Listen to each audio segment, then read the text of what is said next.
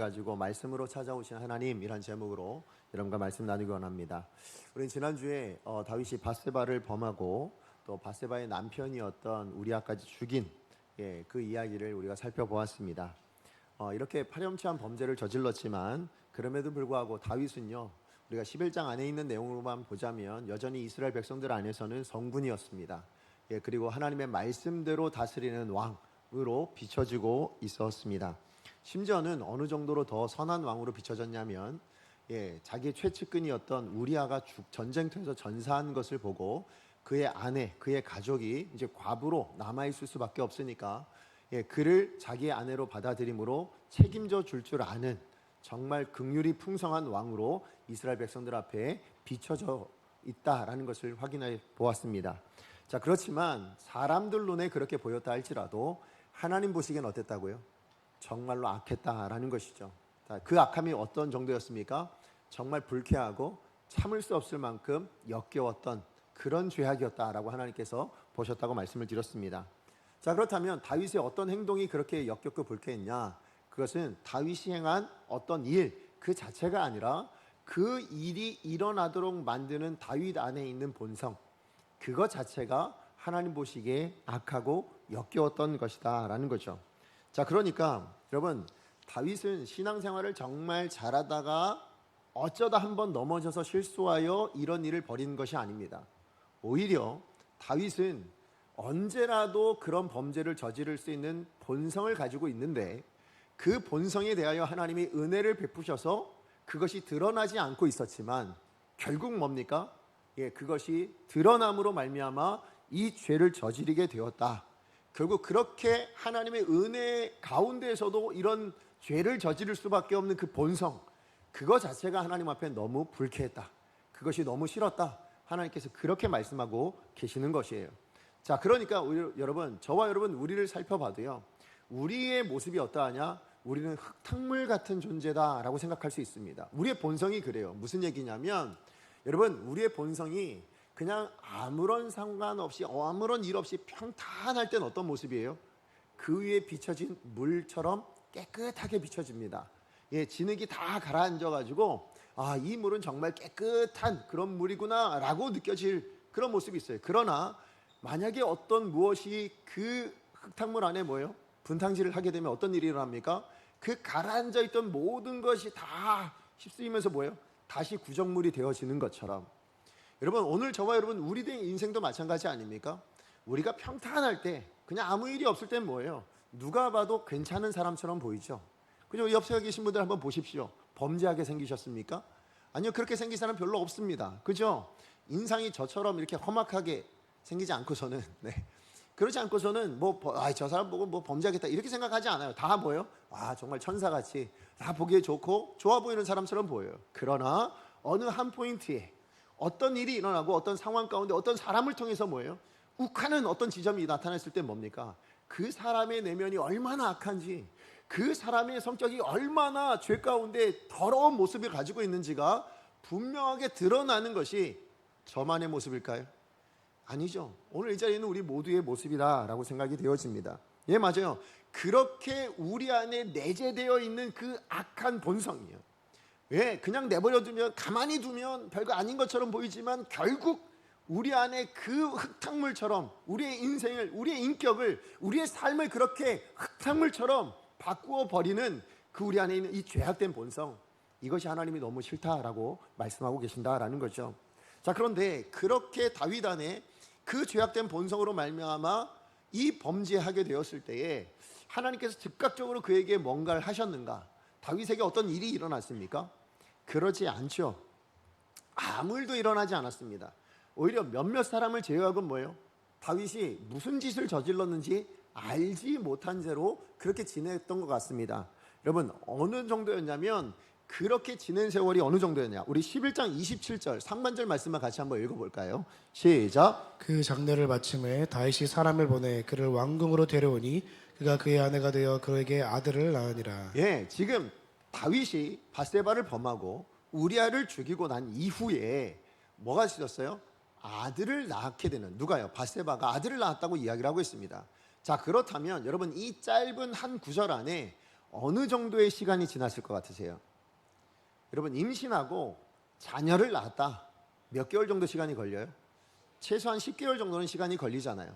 다시 얘기하면 이 안에, 지금 이 짧은 말씀 안에 10개월 이상의 세월이 담겨져 있는 내용입니다. 다시 얘기하면 다윗이 범죄했음에도 불구하고 뭐예요? 그 10개월 동안에 아무런 일도 일어나지 않았다라는 거예요.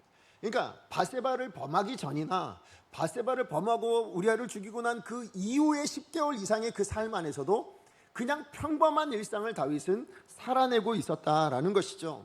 그리고 더 문제는 뭐냐면 그 10개월의 시간이 흘러가는 동안에 다윗이 자기가 저지른 이것이, 바세바를 범하고 우리아를 죽인 이것이 내가 정말 범죄했구나라는 그 심각성을 인지하고 정말 참회하는 마음으로, 아니면 내가 정말 잘못했구나라는 죄책감을 가지고 그렇게 살았는가?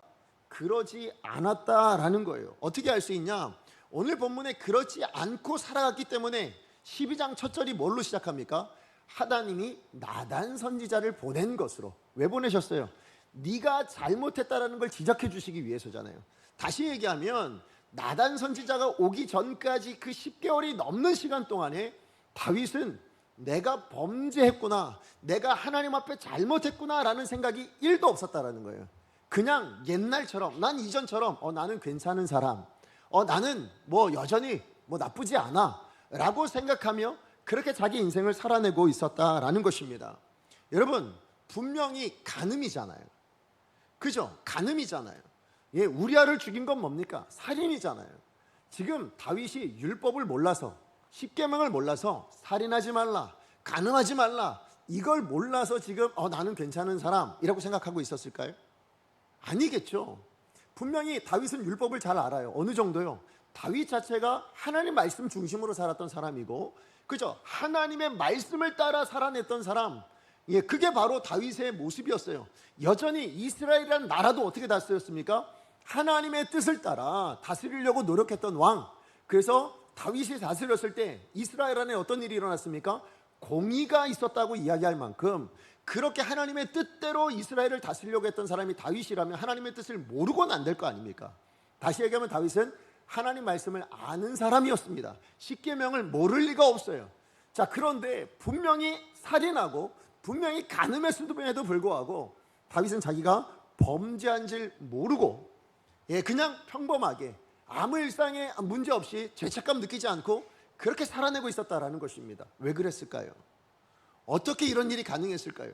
그것은 우리가 지난주에도 잠깐 살펴봤던 우리아의 신분 때문이에요. 다시 얘기하면 우리아가 어느 족속 사람이었습니까? 가나안 7족속 중에 하나였던 헷 족속이었기 때문이에요. 자, 이게 무슨 얘기냐면 여러분, 하나님께서 이 가나안 땅이 7족속에 대해서 이런 말씀을 하셨어요. 신명기 20장 17절 말씀입니다. 우리 같이 한번 읽어보겠습니다. 시작. 곧 헷 족속과 아모리 족속과 가나안 족속과 브리스 족속과 히위 족속과 여부스 족속을 내가 진멸하되 내 하나님 여호와께서 내게 명령하신 대로 하라. 네, 이것은 어떤 말씀이냐면 하나님께서 모세에게 가나안 땅으로 이제 들어가기 앞서서 너희가 가나안 땅에 들어가면 그 땅에 이미 살고 있는 7족속이 있을 텐데, 이방 족속이 있을 텐데 그 족속들을 어떻게 하라고요? 다 진멸해라, 죽여버려라 라는 것입니다. 왜 그렇게 명령했을까요? 이스라엘 백성들의 습성을 알아서요. 뭐냐면 이 가나안 사람들과 같이 살면, 남겨두고 같이 살면 그 사람들이 하나님께로 돌아올까요? 이스라엘 백성들이 그 이방신으로 넘어갈까요? 우리 사사기를 통해서 알잖아요. 그 사람들이 이방신으로 넘어가요. 자, 그러니까 이 사람들을 가까이 둬서는 안 된다. 오히려 다 뭐예요? 진멸해서 없애라. 그래서 나와의 관계를 무너뜨리지 마라. 이런 말씀 안에서 진멸하라고 말씀하셨거든요. 근데 그 진멸해야 될 족속 중에 한 족속이 어디라고요? 헷 족속이었다고요. 그러니까 지금 헷 족속은 하나님의 율법에 따르면, 하나님의 말씀에 따르면 뭐 해야 될 족속이에요? 진멸해야 될 족속이에요. 곁에 두어야 될 족속이 아니고, 가까이 해야 될 족속이 아니고 반드시 진멸해야 될 족속이라고 그렇게 말씀하고 있다라는 거죠. 자, 게다가 여러분, 이스라엘 백성들에게 이방인은 어떤 존재였습니까? 부정한 존재였습니다. 그죠? 가까이 하거나 만나거나 하면 뭐예요? 하나님께 나아갈 수 있는 방법이 없어요. 그래서 뭐 해야 돼요? 그 부정함을 씻기 위하여 또 무엇인가를 해야만 하는, 그래서 여러분 이 사상이 발전되어서 신약의 시대에서는 어느 정도였냐? 제가 언젠가 한번 말씀드렸는데 이스라엘 백성들은 이 이방 민족을 지옥의 불쏘시개다 생각했어요. 왜냐? 우리 믿는 선택받은 이스라엘 백성들은 당연히 천국을 가겠지만, 자 그러면 지옥도 있는데 그 지옥엔 누가 가겠냐? 누가 있을까요? 그 뜨거운 지옥불을 태울 수 있는 건 이방 민족들이라는 거예요. 믿지 않는 그들이라는 거예요. 부정한 저 사람들이라는 거예요. 그러므로 우리는 저 사람과 가까이 할 수 없다라고 생각했던 게 이스라엘 백성들이 가지고 있던 바로 선민 사상이었거든요. 예, 그러므로 이방인은 가까이 하면 안 되는 존재. 예, 게다가 해족속은 뭐라고요? 반드시 진멸해야 될 존재였던 것이죠. 자, 그러니까 지금 밧세바에 대한 이 욕망이 발동하게 되었을 때에 다윗에겐 어떤 마음이 생겼냐? 우리아는 내 충신이 아니라 어떤 족속이다? 헷 족속인 거예요. 헷 족속은 뭐 하는 사람이에요? 진멸해야 될 족속이고, 자 그렇다면 그 헷 족속은 진멸하고 그 헷 족속의 아내가 되는 밧세바는 뭐예요? 취해도 되는. 다시 얘기하면 내가 이 우리아를 죽이는 건 살인입니까 아닙니까? 살인이라고 말할 수 없지 않냐는 거예요. 왜요? 하나님 말씀의 헷 족속은 진멸해야 될 족속이니까. 그리고 그 진멸해야 될 족속의 아내를 취하는 것이 어떻게 가늠이냐, 이렇게 생각을 했다라는 것이죠. 자, 그러니까 하나님의 말씀을 어떻게 여겼냐? 문자 그대로, 예, 문자 그대로 지키는 것. 그래서 이것이 어느 정도였냐면, 여러분 제가 지난주에도 잠깐 말씀드렸지만 이 다윗이요 밧세바를 범하길 때 어떻게 범했습니까? 그냥 범하지 않고요, 자기는 하나님의 율법을 지키며 범했습니다. 어떤 율법을 지켰냐? 이 밧세바가 생리를 하는 그 부정한 기간 동안에는 범했습니까? 안 범했습니까? 안 범했어요. 그 부정함이 씻기고 난 이후에, 끝나고 난 이후에 어떻게 했다고요? 그 밧세바를 범했노라 라고 말씀이 나와요. 다시 얘기하면 밧세바를 범하는 것이 율법을 어기는 것이라 생각하지 않고, 뭐가 율법을 어기는 것? 부정한 기간에 내가 관계를 하게 되면 그건 율법을 어기는 거니까 나는 그 율법을 지켜내는 사람. 그죠? 하나님의 말씀을 문자 그대로 지켜내고 있는 사람, 그게 다윗이었고, 문자 그대로 지키고 있으면, 하나님의 이 율법을 어기지 않으면 나는 어떤 사람? 죄인이 아니라 괜찮은 사람. 예, 나는 여전히 잘 살고 있는 사람, 이렇게 생각을 하고 있었다라는 것입니다. 여러분, 이 하나님의 말씀에 대하여 이렇게 문자적으로 지킨다라는 것이 뭐라고 얘기해요? 그걸 율법주의라고 얘기합니다. 자, 그리고 그렇게 문자적으로 지키냐 지키지 못하냐를 가지고 내가 잘 산다 못 산다, 내가 옳다 그들을 판단하고 있는 게, 그게 뭐예요? 그게 율법주의예요. 그래서 율법을 문자 그대로 지키면 나는 의로운 사람이고, 내가 이 율법을 문자 그대로 지키지 못하면 그 사람은 죄인이다예요. 그래서 여러분, 대표적인 신약의 율법주의자들이 누구였습니까? 바리새인들이었어요. 그래서 예수님에 대해서도 정죄하죠. 뭘 가지고 정죄합니까? 어떻게 세리들이랑 같이 식사를 합니까? 죄인들이랑 같이 식사를 하는 건 부정한 일인데, 그 부정한 일을 당신이 랍비라고, 선생이라고 하는 자가 이 율법을 알지 못하고 지키지 못한다고요? 당신은 그러므로 부정한 자입니다라고 정죄했단 말이죠. 뿐만 아니라 예수님의 제자들이 밀밭을 지나고 있을 때 안식일에 어떻게 합니까? 밀을 까먹어 먹었어요. 왜요? 배가 고파서. 자, 그런데 그 사건을 두고도 이 바리새인들이 또 정죄합니다. 뭐라고 정죄합니까? 안식일에 일을 하지 말아야 되는데, 안식일을 제대로 지키는 건 일하지 말아야 되는 건데, 지금 당신들의 제자는 안식일에 저 밀을 까먹고 있는 일을 하고 있지 않습니까? 당신들의 제자들은 잘못했습니다. 저들을 정죄하는, 예, 그런 일들이 있었다라는 겁니다. 자, 이처럼 하나님의 말씀에 대하여 있는 그대로 글자 그대로를 지켜내는 것, 그래서 그것을 지켜내면 잘 살고 있는 사람이고, 그것을 지켜내지 못하면 못 살고 있는 사람이라고 생각하는 게 뭐라고요? 그게 율법주의였다고요. 지금 다윗이 그런 율법주의적인 생각을 가지고 자기 자신을 판단하고 있는 겁니다. 나는 하나님의 율법을 어기지 않았어. 나는 하나님의 말씀을 오히려 지켰어. 뭐예요? 나는 부정한 기간엔 안 했어. 오히려 그 부정함을 끝내고 나는 했어. 그리고 저 사람을 죽인 것은 햇사람, 이방인, 진멸해야 될 그 사람을 죽인 것이니 나는 괜찮아 라고 생각했기 때문에 뭐예요? 그 10개월 동안에 아무런 양심의 가치가 없이 그렇게 지냈다라는 것이죠. 자, 그렇다면 여러분, 하나님도 우리를 말씀을 가지고 대할 때에 우리 자신을, 우리들을 평가하실 때 하나님의 말씀을 그렇게 율법적으로 대할까요? 율법주의적으로 있는 그대로 너 잘 지키냐 못 지키냐 이거 가지고 우리를 판단하실까요? 만약에 그랬다면 오늘 이 자리에 있는 저와 여러분, 우리 누구도 이 자리에 있을 수가 없어요.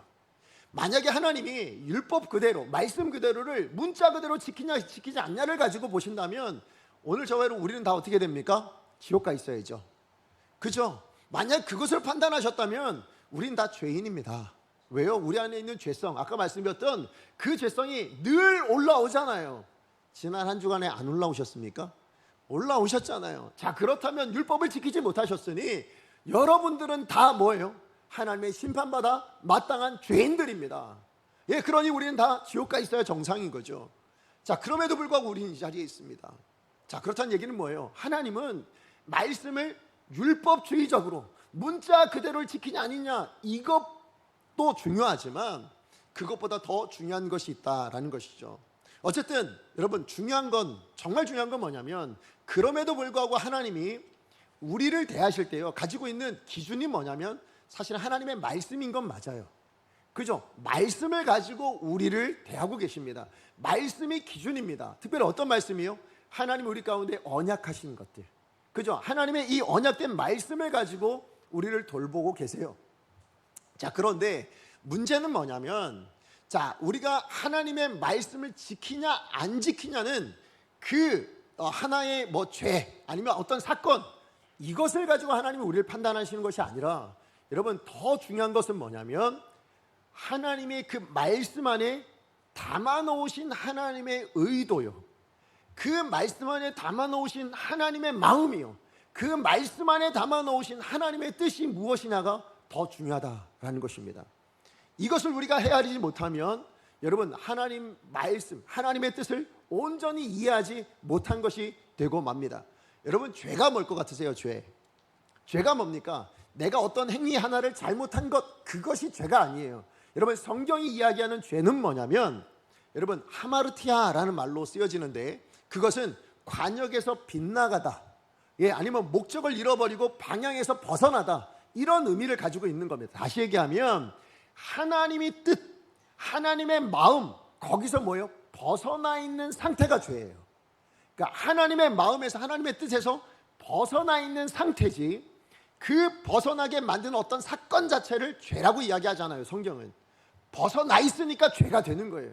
그러니까 저와 여러분, 우리는 죄인인 이유는 뭐냐면 하나님이 정해놓으신 뜻이 있고 그 방향이 있는데 거기서 벗어나게 되었다.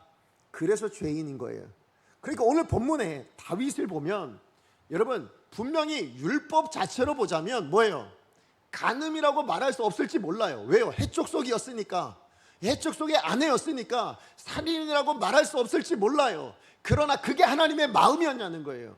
그게 하나님의 방향이었냐는 거예요. 아니라는 것입니다.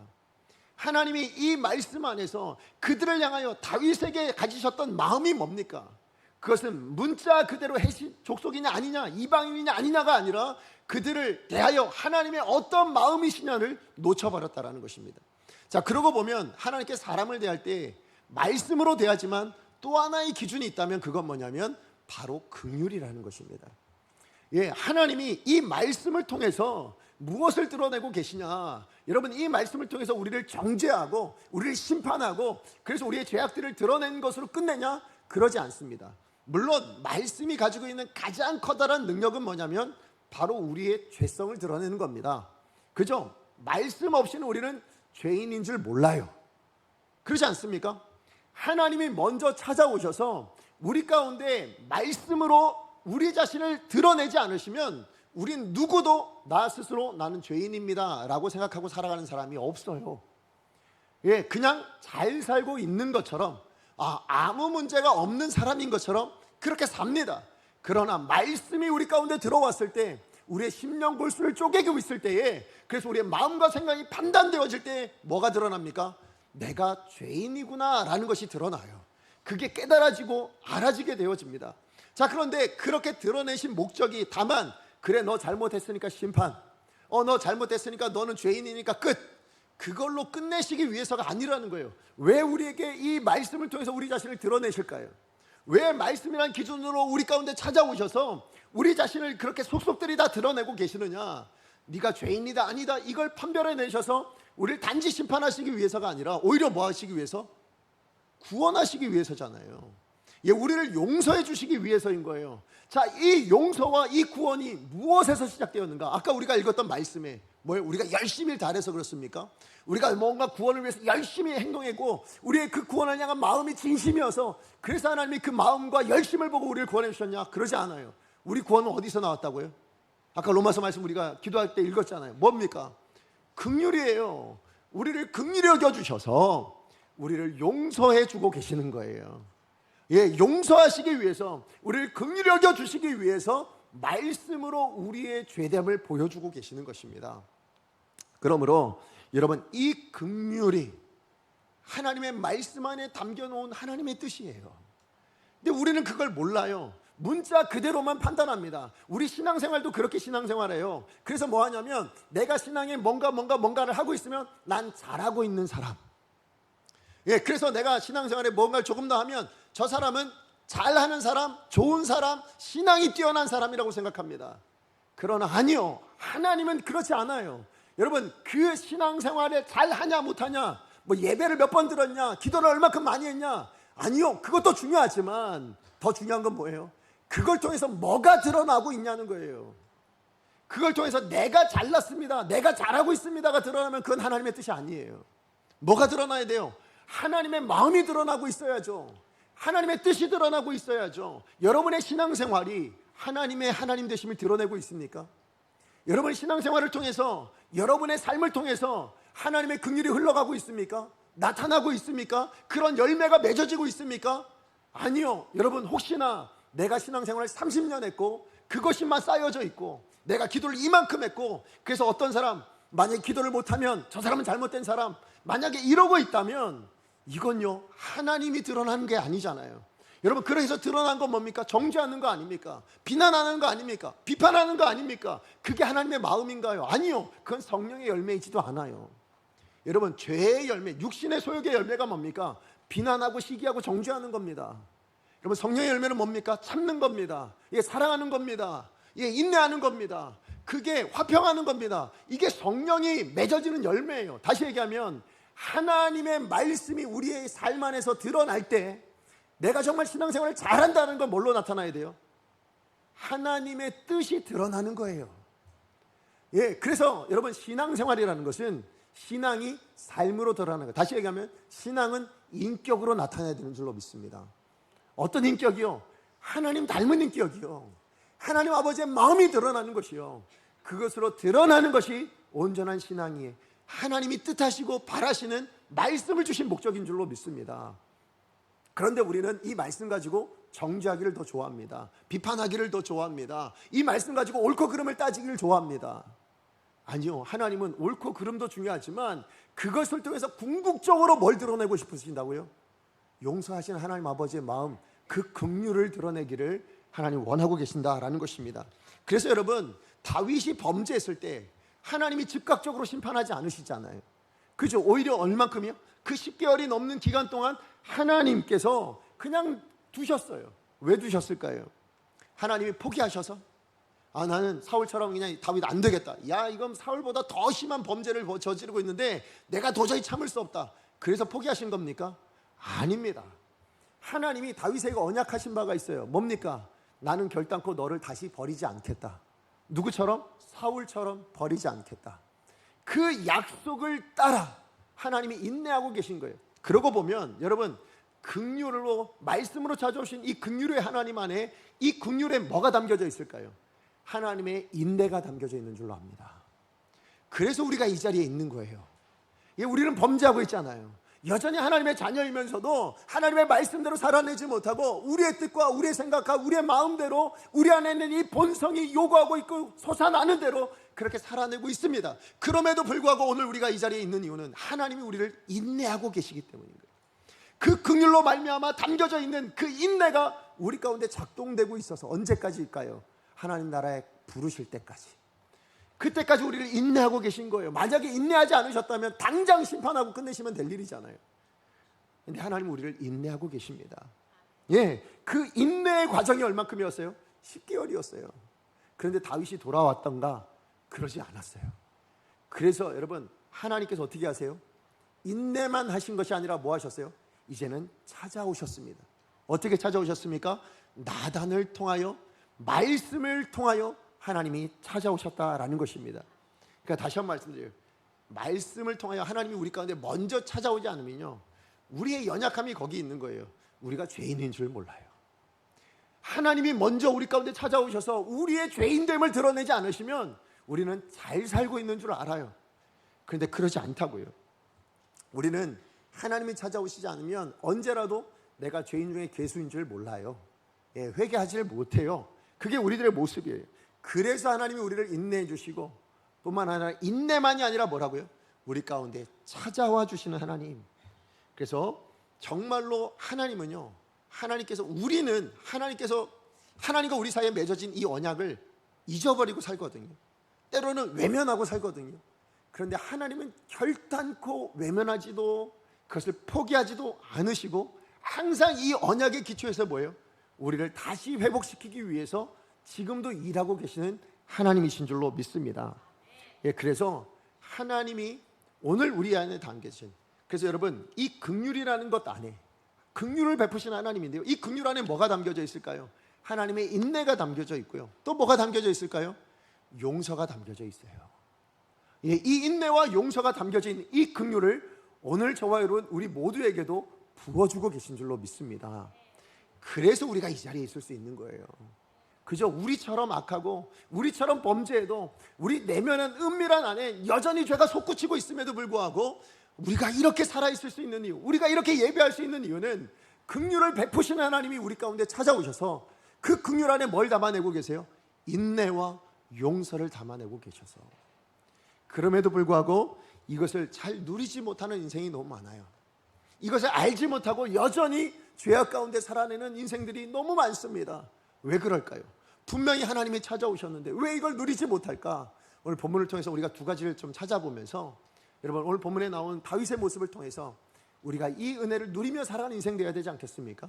이 은혜를 어떻게 누릴 수 있겠는가? 긍휼로 찾아오신 하나님이 베풀어 주시는 그 인내와 그 용서하심을 우리가 날마다 누리며 살아가는 인생 되기를 원하신다면 반드시 기억해야 될 두 가지가 있어요. 자, 첫 번째는 뭐냐면 하나님의 말씀을 나에게 주시는 말씀으로 받을 줄 알아야 돼요. 그래야 누릴 수 있습니다.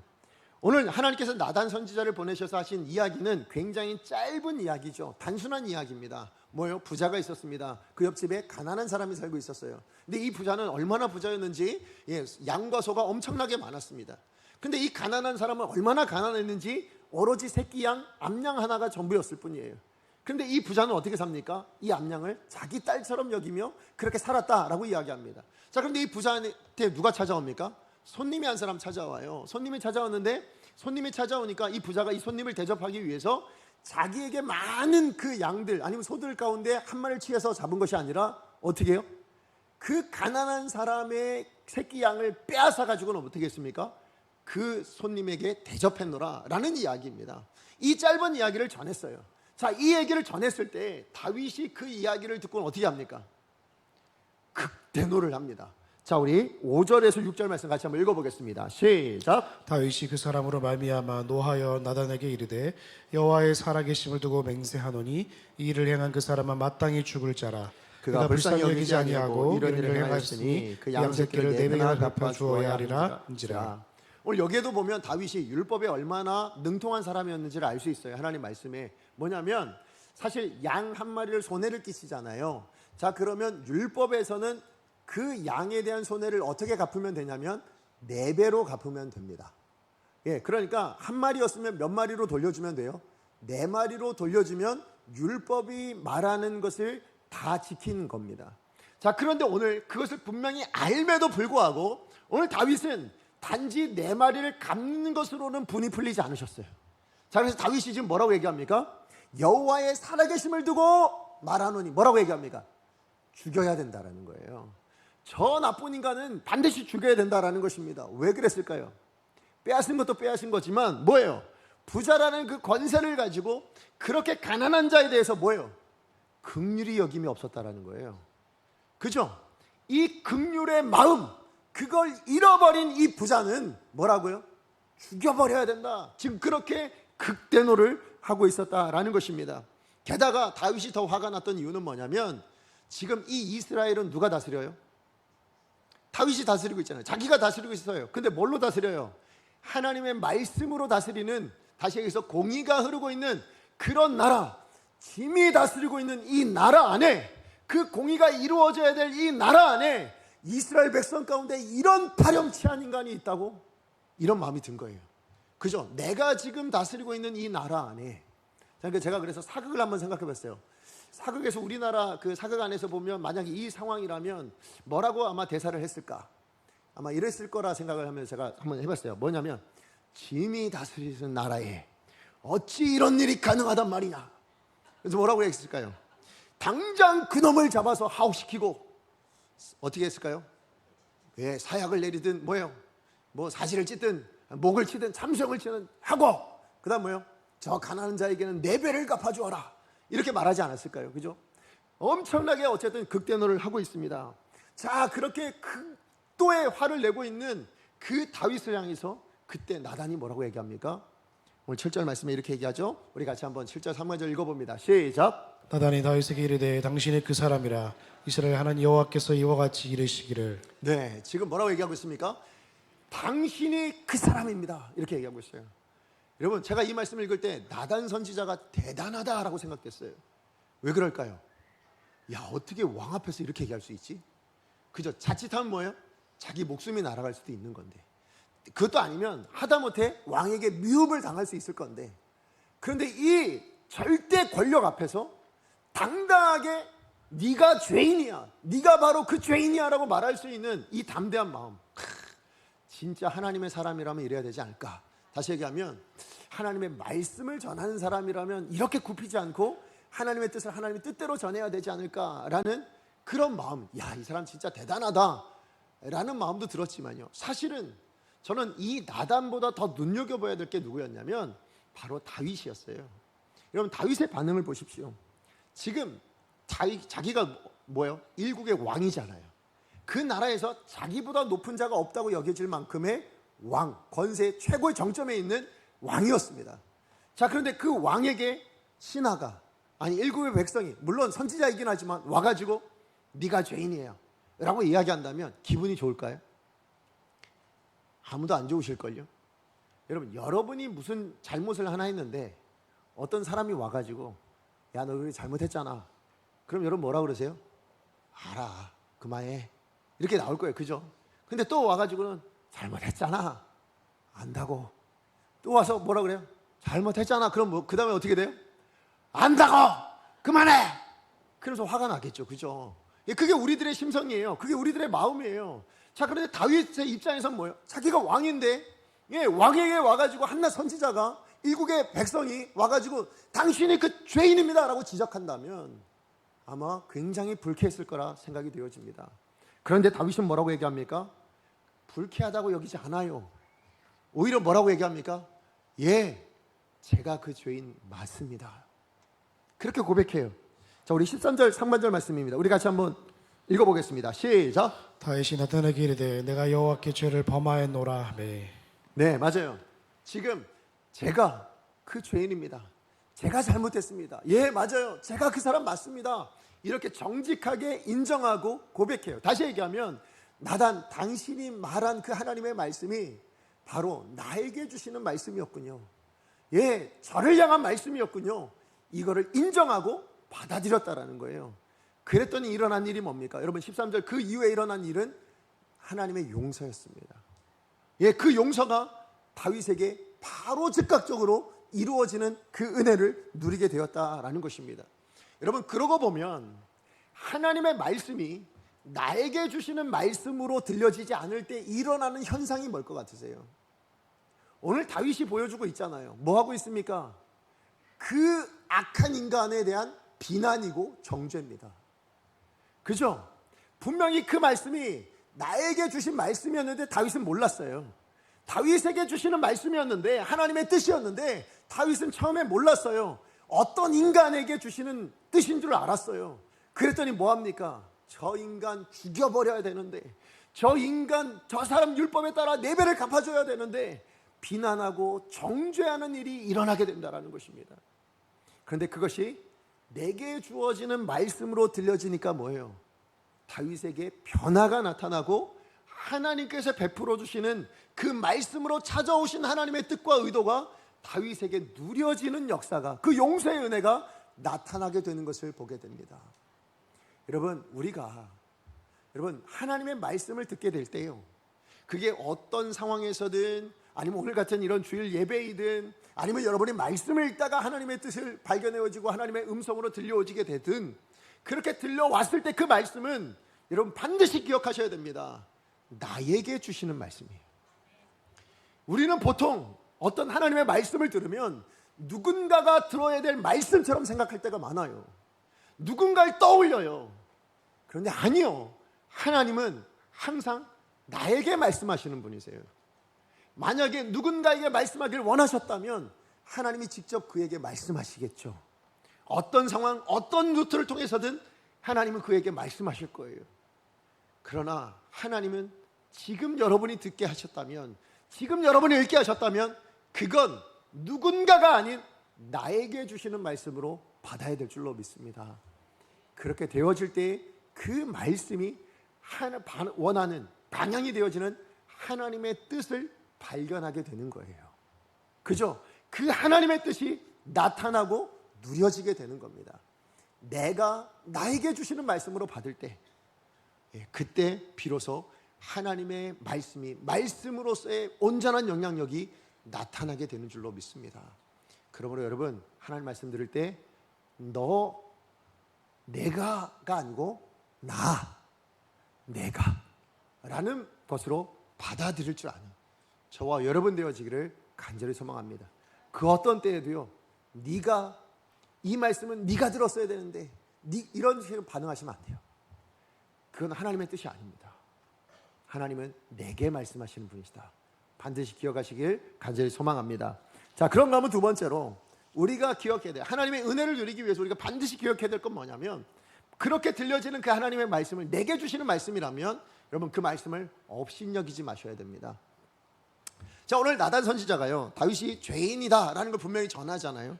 자, 그런데 그렇게 죄인임을 전하며 지금 다윗이 어떤 죄를 범했는지에 대해서 분명하게 일러주고 있습니다. 그죠? 다윗이 범한 일이 뭡니까? 바세바를 범하고 바세바의 남편이었던 우리아를 죽인 일입니다. 자, 그런데 다윗이 그렇게 행한 그 일이 가지고 있는 그 일로 말미암아 나타나게 되어지는 그 죄악의 본질이 뭔가도 분명하게 설명해 주고 있어요. 자, 그게 9절 말씀이거든요. 우리 9절 말씀 같이 한번 읽어보겠습니다. 9절입니다. 시작. 그러한데 어찌하여 내가 여호와의 말씀을 업신여기고 나 보기에 악을 행하였느냐? 내가 칼로 햇사람 우리아를 치되 암몬 자손의 칼로 죽이고 그의 아내를 빼앗아 내 아내로 삼았도다. 네, 지금 분명히 나단 선지자가 다윗이 어떤 잘못을 했는지 이야기하죠. 네가 지금 칼로 햇사람 우리아를 죽이고 그의 아내를 빼앗아 네 아내 삼았다. 그죠? 이 잘못을 이야기하고 있습니다. 자, 그런데 그 악한 일이 가지고 있는 그 죄의 본성은 뭐냐? 그 악한 일이 담아내고 있는, 드러내고 있는 정말 중요한 부분은 무엇인가가 지금 앞구절 가장 먼저 이야기하고 있어요. 그게 뭡니까? 어찌하여 내가 여호와의 말씀을 업신여겼냐예요. 다시 얘기하면 우리가 어떤 악한 일을 행하는 것은 단지 그 사람에게 잘못하고 그 사람에게 나쁜 일을 행한 것 정도가 아니라 누구에게? 하나님에게 악한 일을 행하고 있는, 하나님에게 지금 하나님을 말씀을 업신여기는 그런 일이 된다라고 이야기하고 있는 것입니다. 자, 그런데 이어지는 10절 말씀에 보면 그렇게 하나님의 말씀을 업신여기는 것은 곧 누구를 업신여기는 거라 얘기하고 있어요? 하나님 자신을 업신여기고 있는 거라라고 그렇게 말씀해주고 있는 것을 보게 됩니다. 자, 그런데 여러분 한번 생각해 보세요. 여러분, 우리 신앙생활하는 어떤 사람이든 그럴 겁니다. 여러분, 여기 있는 우리 모든 분들도 마찬가지일 텐데 하나님을 업신여기는 분 계십니까? 여러분, 신앙생활 하시면서 내가 하나님을 업신여깁니다 라는 마음으로 신앙생활 하시는 분 계세요? 아무도 없을걸요. 그죠? 어떻게 우리 구원자 되시고 창조주 되신 하나님을 업신여길 수 있습니까? 아마 그런 인생 아무도 없으실 겁니다. 그런데요, 하나님은 업신여기지 않는다면서 뭐예요? 하나님의 말씀은 업신여기는 인생들이 있다는 거예요. 그런데 여러분 또 한번 생각해 보시면, 자, 그러면 여기 나오는 이 성경을 업신여기는 분이 계실까요? 이 성경 자체를 업신여기는 분이 있습니까? 아니요. 성도라면 아무도 없을걸요. 오늘 여기 계신 여러분들도 이 성경 말씀은 하나님의 말씀인 줄 알고 받으시잖아요. 그죠? 그런데 업신여긴다라는 것이 아니라면 뭐가 문제일까요? 가볍게 여긴다는 거예요. 여러분, 하나님의 말씀을 너무 가볍게 여겨요. 그게 우리들의 모습인 거예요. 자, 그런데 지금 하나님 뭘 얘기하시냐면, 네가 나를 업신여기지 않는다고 생각하고 하나님의 말씀을 업신여기지 않는다고 생각하고 있을지 몰라도, 그러나 너희들의 삶의 모습을 보면 네가 말씀을 가볍게 여기고 있고, 그 가볍게 여기는 그 모습은 결국 내 말씀을, 내 말을 업신여기고 있는 것이고, 그것은 결국 누구를 업신여기는 것이다? 나를 업신여기고 있기 때문에 일어나는 일이라고 경고하고 계신다라는 것입니다. 여러분, 말씀을 가볍게 여긴다는 게 뭐예요? 우리가 말씀을 들으면요, 우리 들려진 이 말씀을 무겁게 여기는 사람이 별로 없어요. 여러분, 말씀이 들려질 때 우리는 보통 뭐라고 생각하냐면, 이거는 내가 할 수 있는 말씀, 근데 내가 순종 가능한 말씀이고, 이건 순종이 불가능한 말씀이라고 이미 재단을 해버립니다. 예, 그리고 나서는 이건 못해요. 하나님, 이건 내가 사람인데 어떻게 합니까? 라고 생각하고, 뭐예요? 내 생각이 무엇보다 무겁습니까? 하나님의 말씀보다 무거워요. 여러분, 여러분이 생각하고 판단하는 그것이 하나님의 말씀보다 무겁더라고요. 여러분, 이 말씀이 얼마나 가벼워졌냐면 내 생각과 내 판단과 내가 할 수 있냐 없느냐보다도 가벼워져 버렸습니다. 그래서 오늘날 기독교가 이렇게 된 겁니다. 세상 사람들로부터 손가락질을 당하고 있는 이유가 어디 있습니까? 하나님 말씀이 무거워지지 않았어요. 하나님 말씀이 너무 가벼워졌어요. 그래서 우리의 삶의 모습이 이렇게 변화되어져 있거든요. 이렇게 연약해져 있거든요. 이렇게 세상과 다르지 않는 모습으로 살아내고 있거든요. 이유가 뭐라고요?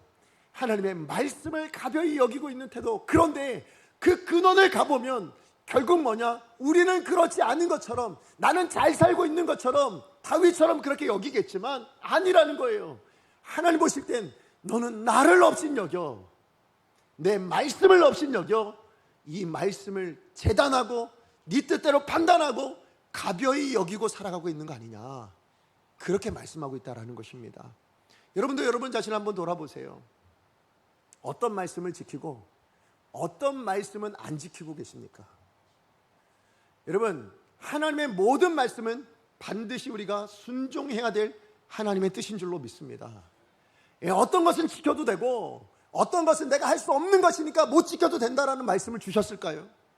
하나님은 그렇게 주신 말씀이 하나도 없습니다.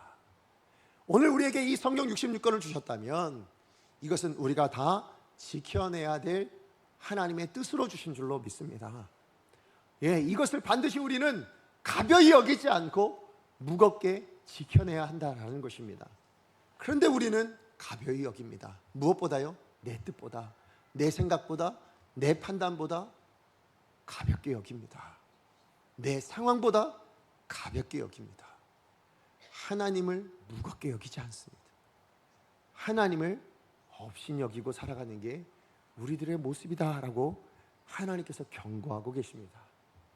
그러면 오늘 저와 여러분, 우리가 정말로 신앙생활을 하면서 우리가 정말로 하나님 주시는 은혜를 누리며 하나님 베풀어 주시는 그 긍휼 안에 담겨져 있는 그 인자하심, 그 인내하심, 그 용서하심, 이것을 우리가 날마다 누리며 세상 가운데 그래, 하나님의 사람은 정말 저렇게 다르게 살아가는구나, 이걸 보여주지 못하는 이유는 다른 데 있잖아요. 하나님의 손이 짧아서도 아니고요, 하나님의 능력이 힘이 없어서도 아니고요. 뭐가 문제일까요? 우리가 그 은혜의 통로가 되어지는 이 말씀을 들을 때에 우리 스스로가 재단해버리거든요. 너무 가볍게 여기고 있어서, 업신 여기고 있어서는 아닐까 돌아보시며 여러분, 우리 시간에 결단해야 될 줄로 믿습니다. 내게 주신 하나님의 말씀 가벼이 여기지 않겠습니다. 그것이 하나님의 말씀인 줄 알고, 내게 주신 은혜의 통로인 줄 알고, 그것이 어떤 말씀이든 무겁게 순종하며 아멘으로 받겠습니다. 이게 바로 저와 여러분 우리의 모습이어야 될 줄로 믿습니다. 말씀의 결론을 맺습니다. 하나님은요, 긍휼의 하나님이십니다. 그리고 그 긍휼의 하나님은 우리 가운데 찾아오시는데 무엇으로 찾아오십니까? 말씀으로 찾아오십니다. 말씀으로 찾아오신 그 하나님에 대하여 다윗은 아멘으로 받습니다. 어떻게 해요? 내가 듣기 싫다고 외면하지 않고, 내 귀에 거슬린다고 외면하지 않아요. 귀를 닫지 않습니다. 오히려 아멘, 뭐요? 제가 그 사람입니다. 예, 제가 여호와께 범죄하였고 제가 마땅히 마땅한 죽을 죄를 지은 그 사람이 맞습니다. 다윗이 스스로 판단했던 것처럼 바로 그 판단했던 사람이 나였군요 라고 다윗 스스로 고백하죠. 여러분, 하나님의 말씀이 선포되어졌을 때 그 말씀이 선포된 말씀이 완성되어지는 건 언제 완성될까요? 저는 그것이 선포되어졌을 때, 우리가 알게 되어졌을 때 완성되지 않는다고 생각합니다. 진정한 완성은 그 말씀에 대해 우리가 반응할 때예요. 어떻게 반응하는 거예요? 순종할 때. 그죠? 그 말씀대로 우리가 살아내려고 몸부림치는 것, 그때 이 말씀은 완성이 되어 열매를 통하여 우리 가운데 누려지는 은혜가 될 줄로 믿습니다. 예, 그러므로 오늘도 우리에게 주시는 하나님의 말씀이 여러분 안에 있으시다면, 오늘도 이 부족한 종을 통하여서 들려지는 말씀이 하나님의 말씀이라고 여러분이 깨닫게 되어진다면, 나에게 주신 말씀이라고 여러분이 깨닫게 되어진다면, 여러분 아멘으로 받으시고, 여러분 그 아멘을 무겁게 여기셔서 순종으로 살아낼 수 있는 저와 여러분 되어지기를 간절히 소망합니다. 그럴 때 이 말씀에 담아놓은 하나님의 은혜가 여러분의 삶 안에 일상이 되어지고, 여러분의 삶의 어느 자리가 되었든 하나님이 베푸시는 그 긍휼을 누리며 살아가는 복된 인생이 될 줄로 믿습니다. 바라고 소원하긴 우리 모두가 그런 인생 되어지기를 다시 한번 간절히 축복합니다. 우리 시간에 말씀 기억하며 함께 찬양하기 원합니다. 오늘 우리가 부를 찬양은 내 삶에 들어온 주님의 말씀입니다. 예, 하나님의 말씀이 여러분 안에 왜 주어집니까? 여러분을 정죄하고 여러분을 심판하는 거 아니에요. 물론 내 죄악을 드러내는 건 분명히 맞습니다. 그러나 그것이 하나님의 말씀의 뜻의 전부가 아니고요, 그걸 통하여 우리를 변화시키고 그걸 통하여 우리 가운데 하나님의 은혜를 누리는 인생 되게 만드시려고 말씀으로 우리 가운데 오시는 줄로 믿습니다. 우리 그것을 기억하며 우리가 그 말씀을 정말 이렇게 받겠습니다. 이 말씀에 내가 아멘으로 순종하겠습니다. 결단을 가지고 함께 찬양합니다. 내 삶에 들어온 주님의 말씀이 내게 빛이 되시니 내 삶의 어두운 절망 가운데 소망 보게 하시네. 내 삶에 들어온 삶에 들어 주님의 말씀이 나를 인도하시니 내 삶의 막막한 문제 가운데, 내 삶의 막막한 그 어떤 순간에도 문제 가운데 하나님의 말씀이 우리를 인도하실 것입니다. 주 뜻 보게 하시네. 우리 고백합니다. 믿음으로 말씀이 내게 역사하기를, 말씀이 내게 살아있기를, 하나님 말씀을 듣겠나이다. 주님의 음성을 듣겠나이다. 우리 다시 한번 믿음으로 고백합니다. 말씀이 내게 역사하기를, 말씀이 하나님의 말씀을 우리를 내게 찾으시는 하나님, 그 하나님의 역사하심이 있기를 원합니다. 말씀이 내게 죽어있는 말씀 되지 않기를 원합니다. 정말 살아있는 하나님의 사람들 되어주세요. 하나님 말씀을 듣겠나이다. 주님의 말씀을 듣겠나이다. 마지막으로 고백합니다. 말씀이 내게 역사하기를, 말씀이 하나님 들었습니다. 내게 역사하기를, 아멘으로 받을 수 있는 우리 하나님의 사람들 되게 하여 주시옵소서. 내게 주시는 말씀이 내게 살아있기를, 하나님 그 말씀이 내 안에 살아 역사할 수 있도록 하나님 순종할 수 있는 우리 가운데 모든 말씀을 듣겠나이다. 주님의 뜻대로, 주님의 뜻대로 살겠나이다. 아멘. 우리 찬양의 말씀 기억하며 우리 찬양의 가사 기억하며 함께 기도했으면 좋겠습니다. 하나님 오늘도 우리 가운데 말씀으로 찾아오십니다. 찾아오실 때 왜 오십니까? 우리를 정죄하시기 위해서가 아니라 이 말씀에 담아놓으신 하나님의 뜻, 그 방향에 우리의 삶이 맞춰질 수 있기 위해서 오시는 줄로 믿습니다. 그런데 우리는 그것을 아멘으로, 내게 주신 말씀으로 받지 않고 누군가에게 주시는 말씀인 줄 알고 그 말씀으로 그를 비난하거나 정죄하거나 판단할 때가 너무 많습니다. 예, 그것은 하나님의 말씀이 담아놓은 뜻이 아니에요.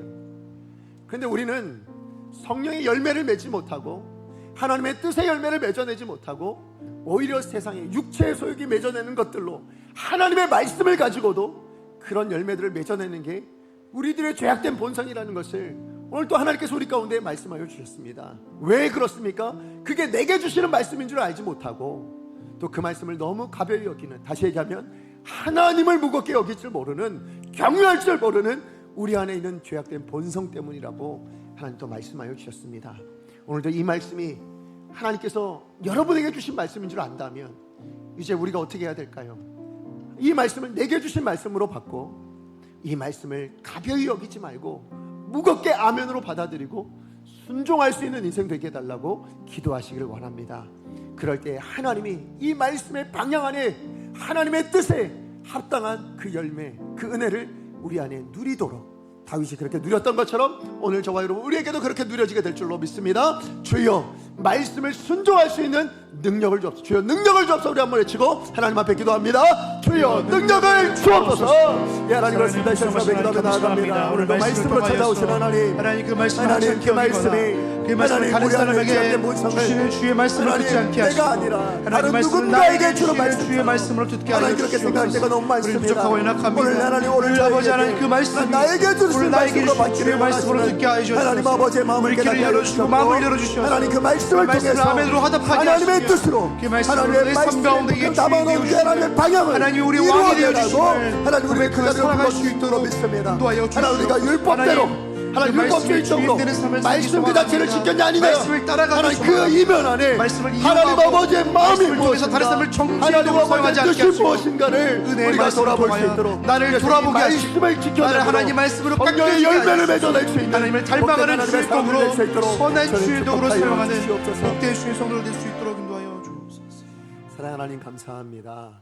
하나님 이 시간에 또 하나님의 말씀을 하나님 듣게 하여 주시고 또 이 말씀을 통해서 하나님의 뜻이 무엇인지를 알게 하여 주셔서 감사를 드립니다.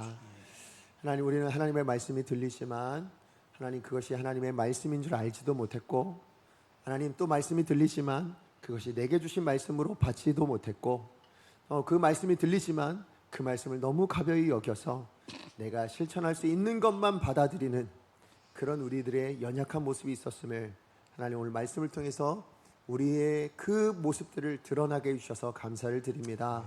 하나님 드러내신 이유는 그것을 우리를 정죄하시기 위해서가 아니라 우리를 새롭게 회복하게 하시기 위한 하나님 아버지의 마음인 줄로 믿습니다. 그러면 오늘 강성에 우리 모든 성도님들 하나님 앞에 기도한 것처럼 하나님 이 말씀을 통해서 이 말씀이 나에게 주신 하나님 아버지의 뜻인 줄 알고 아멘으로 받을 수 있는 복된 역사가 일어나게 하여 주시옵소서. 뿐만 아니라 이것을 아멘으로 받을 때에 단지 머리로만 아멘으로 받고 마음으로만 아멘으로 받는 것이 아니라 우리의 삶으로도 이것을 아멘으로 실천해낼 수 있는 순종이 있는 복된 우리 강성의 모든 성도님들 다 될 수 있도록 주님 축복하여 주시옵소서.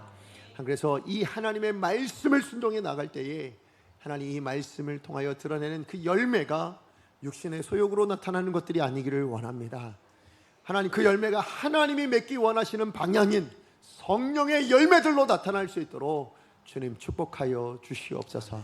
그래서 내가 말씀을 순종하여 내는 것이 정말 하나님의 뜻대로 이루어지고 있는가를 확인할 때에 항상 성령의 열매들로 맺어지고 있는가, 그러지 못한가, 그 열매까지도 돌아볼 줄 아는 그런 우리가 되게 하여 주시어서 하나님 이 세상 안에서 하나님의 말씀대로 살아내는 그 사람이 어떤 은혜와 어떤 삶의 영향력을 흘러내며 드러내며 살아가고 있는지, 특별히 우리보다 연약한 자들에게 하나님의 그 사랑의 긍휼을 흘려보낼 줄 아는 긍휼의 통로가 되어지기로 결단하는 우리 강성의 모든 성도들 한 분 한 분의 삶 안에 그 은혜의 역사가 이루어질 수 있게 하여 주시옵소서.